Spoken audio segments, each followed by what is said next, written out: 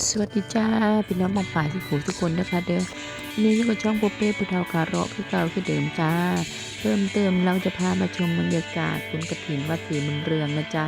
บ้านใหญ่สะอาดนะจ๊ะเพื่อนๆนี่ค่ะนี่ที่เราพามาชมนี่คือโรงทานนะจ๊ะ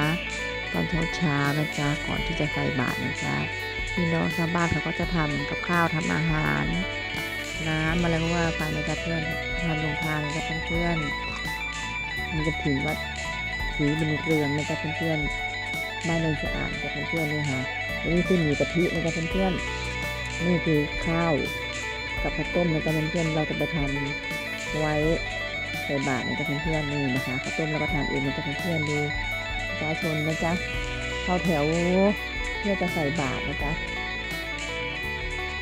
ดูบรรยากาศกันพร้อมๆกันเลยนะเพื่อนๆดูแถวเรียงยาวประชาชนก็เยอะพอควรอยู่นะคะ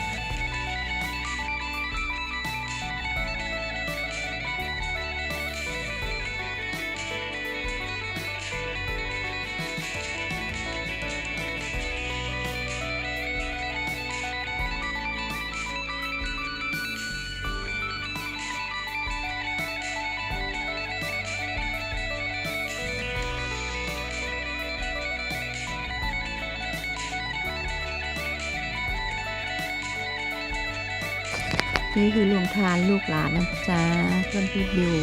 น้องพิมนะจ๊ะน้ำส้มสุดหิมะนะจ๊ะเพื่อน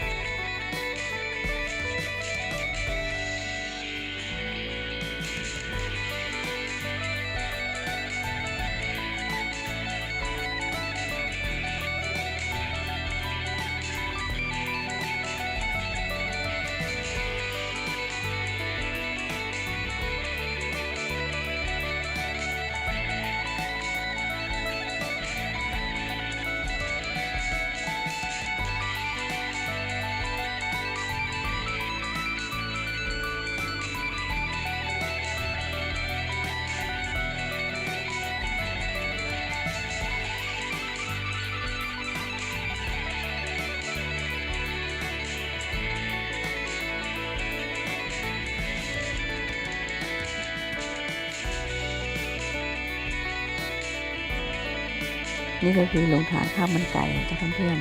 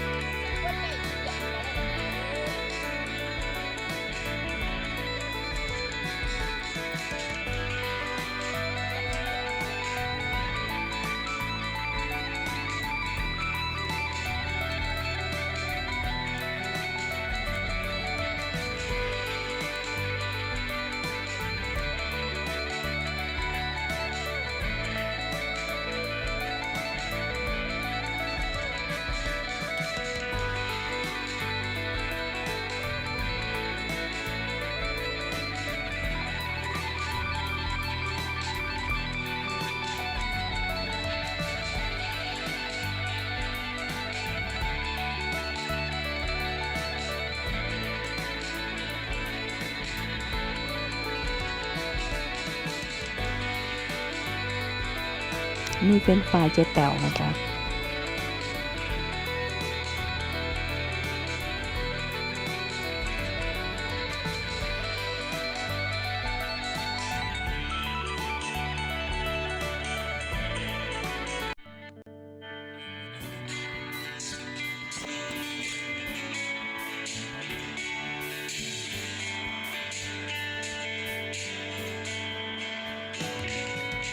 เราจะมันเข้าแถวรอกินก๋วยเตี๋ยวเรือน้ำตกนะจ๊ะเพื่อนๆทั้งหมด4 เสียบพี่บอกคอยมาเอาแถวเอาก๋วยเตี๋ยวน้ำตกนะจ๊ะเดินทุ่งเพื่อจะไปสดร้อนๆนะเพื่อนๆเนาะ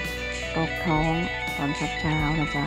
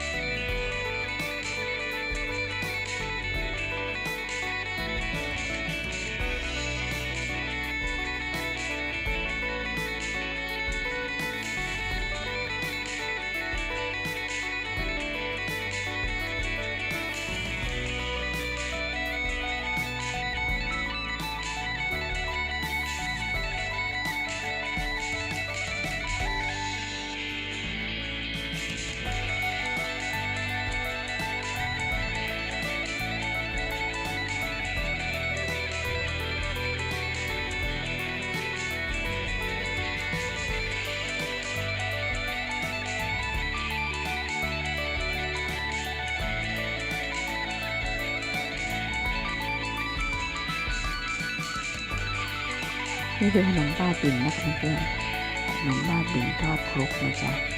ขนมบ้าบินเอามาจีในครกนะคะในหลุมขนมครกนะคะเพื่อนๆ